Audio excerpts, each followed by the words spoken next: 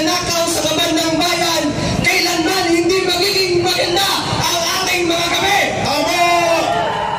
I agree! I agree mga kababayan. 2 araw kami doon sa Kongreso bago si Tambaloslos bumaba sa kanyang trono. Ayun! Doon ko po kami natulog. Wala kaming pagod sa kakasigaw at kakapanawagan upang si Tambaloslos ay bumaba sa kanyang trono. Tama! Buti na lamang po, sa pangalawang araw pa lamang, kung hindi pa namin pinaghaharang ang mga pumapasok na sasakyan, hindi pa siya lalabas or uupo or aalis sa kanyang upuan. Dapat lang yun! Kaya mga kababayan, hindi ko na po isa-isahin ang mga pagnanakaw na ginagawa nila sa kaban ng bayan. Dahil malinaw pa, maliwanag pa sa sikat ng araw ang pinaggagawa nilang katarantaduhan sa ating sa harap-harapan. Ang pagnanakaw sa kaban ng bayan ay para na itong puno na nag-ugat na sa kailalim na laliman. Ang problema sa administrasyong ito, dahil kung sino pa yung pinaka-leader natin, siya ba ang pinaka-puno ng korupsyon? Tama! Si Marcos mismo ang punong kriminal sa Bandarambong sa kaban ng bayan. Kung bakit mga kababayan, ang bawat sanga ng puno na ito ay saring bunga kung ano yung inahatid ng punong ito. Kaya pagod na po tayo mga kababayan. Bingi na po tayo. Ayan na! Sa bawat rally. Ang ambulansya, sana si Marcos na ang nasa loob niyan. Sumasakit na po yung ating mga tenga. Sumasakit na po yung ating mga dibdib. Tama! Tama na. Sobra na. Palitan na. Pababain na. Pababayin na! Palayasin na!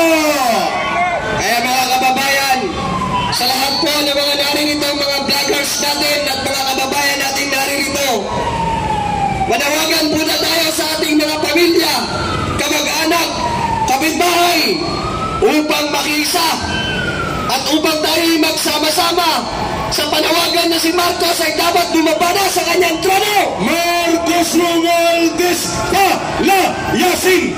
Marcos Romualdez palayasin!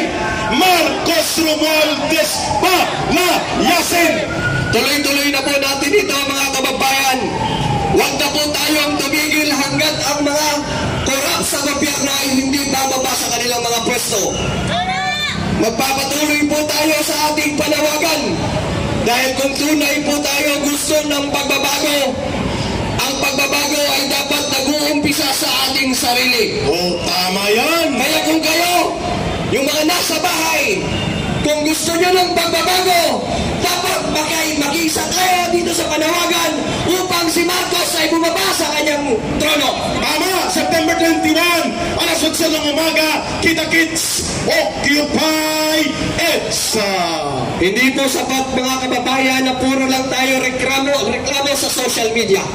Hindi po sapat na magmamarites lang po tayo doon sa ating mga kapitbahay kung ano yung mga kabastugang ginagawa ng gobyerno ito sa ating mga mamamayang Pilipino. Tama!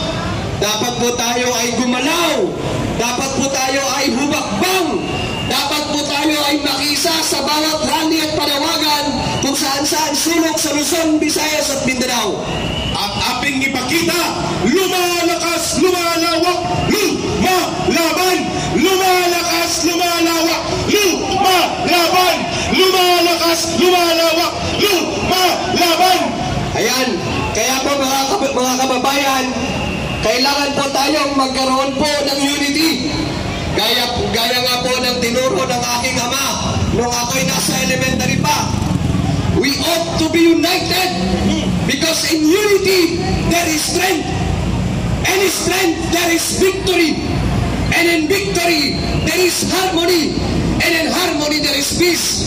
And in peace there is happiness. Agree! Kaya hindi po natin makamtan yon hanggat hindi po natin tayo magsama-sama bilang mamamayang Pilipino na may pagmamahal sa bayan upang ang mga taong nasa gobyerno ay managot sa kanilang pinaggagawang pagnanakaw sa kaban ng bayan. We agree!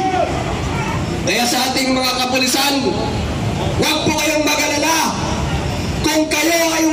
boses, kami ang boses sa inyo. Kami ang magbibigay ng boses ng mga sundalo at pulis.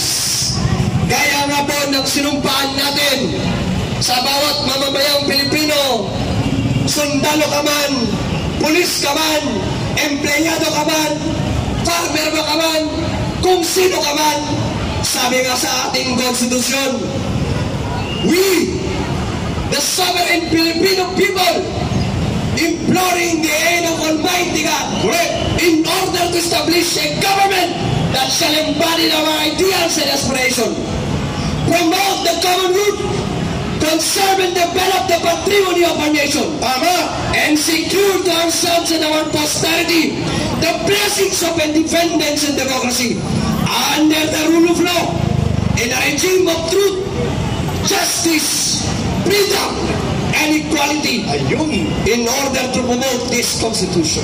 preamble. That is our preamble na dapat nating gampanan ng bawat isang mamamayang Pilipino. Kagaya na lamang ng ating mga kapulisan at kasunduluan. Ngayon mga kababayan, ramdam na po ng mga taong may dapat managot at takot na po sila sa ating mga panawagan. Kung kaya po sila ngayon ay nagka-crumble na. Yes. Dahil tayo po ay padami sa ating mga panawagan. Correct. Kaya po mga kababayan na nasa bahay, inanyayahan po namin ang bawat isa sa inyo na lumahok, mag-isa at magsama-sama tayo upang manawagan na si Marcos na ang ating bangwag at putangin ng presidente ay bumaba na sa kanyang pwesto. Tama. Marcos resign! Marcos resign! Marcos resign! Marcos resign! Marcos resign!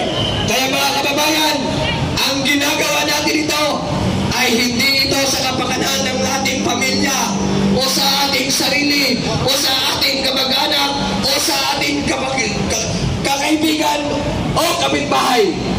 Ginagawa po natin ito dahil po tayo ay may dugong Pilipino. Tama. At bilang dugong Pilipino, dapat meron kang pagmamahal sa sariling bayan. Kung ang sariling bayan mo ay inapi na, huwag kang pumayag na patuloy silang mag-api sa mamamayang Pilipino.